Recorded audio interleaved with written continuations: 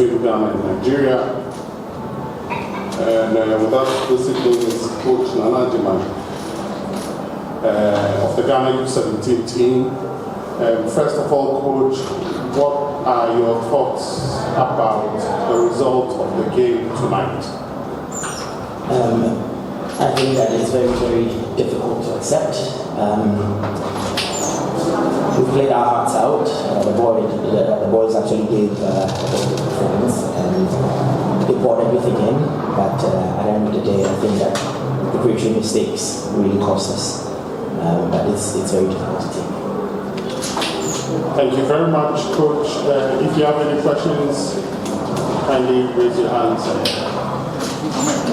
What are the areas in your team that you feel needs strengthening at this moment? I think that primarily it's the defense. Throughout the tournament, we had weaknesses in centre backs. I think both centre backs we had some difficulties.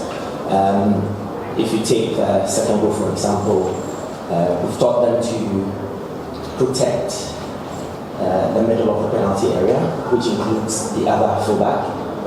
So, for example, if the ball is at the right side, the right back presses the ball, the closest midfielder fills in that space, and then the two centre backs and the other fullback will protect the centre. But in this case, you saw both centre backs moving out of those areas to go and try and protect the areas that the midfielders were supposed to. So preparatory mistakes cost us in terms of the way we defended. But I think that they did their best, and I'm sure that these are boys that have a bit together for the future. So we'll continue training them, and hopefully in the future they'll be good.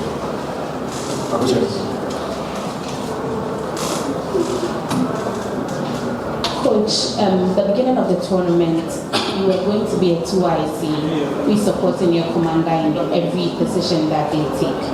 You being in charge of the final team for this tournament, were you under pressure now leading the team? And then my second question is, when they scored the second goal, they had an inscription on their shirts that said, "We love you, LK17, LK7. Was it something you knew about? Did you agree to them doing that? Because that's a picture and video of them have gone viral and a lot of people are talking about it. Okay, first and foremost, I'm not under pressure at all. The way that the technical team works, as much as I'm the first assistant and Lai is the head coach, we work together. When we meet, we piece ideas together, building this type of philosophy. We make the transition with the Afcon, which is the Nana Agyemang at the moment, and we built it together. So there's no pressure at all. Without lying, it was easy to stand because it's the same principles, it's the same philosophy. I didn't have to change anything. I just had to continue with the philosophy, and they actually really had some unfortunately great mistakes, like I said, in the process. When it comes to the boys lifting it up, yes, I saw them writing it and all that. I asked, and of course, Lai is our head coach. We respect him a lot. Now that he's gone, the boys wanted to appreciate him, and for us, it was okay. For somebody that has been with them in camp for 7 months, that's not an easy thing. So they are really, really attached to him. I can tell you for a fact, even me being the second assistant, if I was the one to resign, they would have done the same thing. If any of the technical team, even if it's the doctor, they would have done the same thing for him, because we're not just a team, we're a family because we've been together for 7 months. Last question, please. Last question. Coach, I don't know whether to say congratulations. Before this game, you said you spoke to these players. Psychologically, they were ready. They were fully prepared for this game. Looking at what they exhibited on the field, do you think that how you spoke to them, how you, I don't know what you actually discussed with them, but do you think what you saw can be compared to exactly what you spoke to them? Then secondly, in the course of the game, think your reactions to them, sitting from afar, looks very harsh. Was it a way of communicating to them, or you think it was a psychological way to put them on their toes? All right, first and foremost, psyching them up after picking up Burkina loss was a very difficult script to pull. But the fact that it was a life for them, if we're able to win or come third, then we'll be able to qualify for the African Cup of Nations. That alone is itself was a motivation. I didn't have to do so much talking. I just had to use the fact that they still have an opportunity to qualify to play in the African Cup of Nations. So for me, when you look at the performance,